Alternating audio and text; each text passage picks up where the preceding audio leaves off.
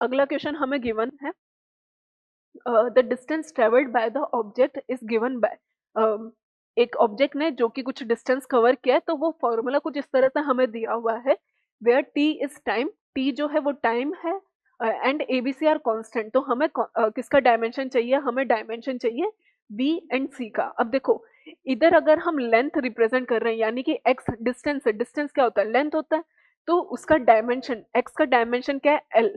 तो हमारे पास इस पूरी क्वांटिटी का भी डायमेंशन कितना होना चाहिए, एल होना चाहिए।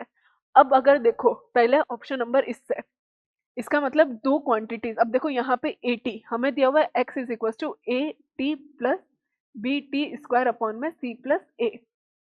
ये लेंथ है, तो ये भी लेंथ होना चाहिए, ये भी लेंथ होना चाहिए, ये भी क्या रिप्रेजेंट करना चाहिए, लेंथ।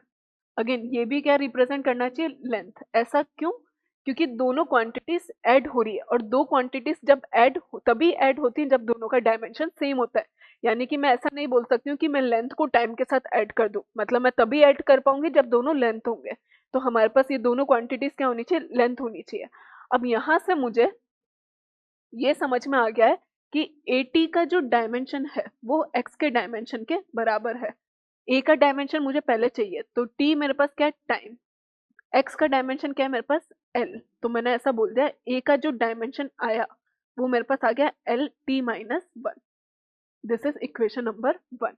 हम ऐसा बोल सकते हैं कि हमारा जो a का डायमेंशन आया वो हमारे पास आ गया है एल टी माइनस वन। अब देखो इस ऑप्शन में, इस वाले पार्ट में, सॉरी ऑप्शन नहीं, इस वाले पार्ट में c प्लस ए गिवन है, यानी कि दोनों क्वांटिटीज अगेन ऐड हो रही है, तो उनका डायमेंशन फिर से क्या होना चाहिए, सेम होना चाहिए। तो मैं ऐसा बोल सकती हूँ c plus A means dimension are same, means dimension of c and a is same.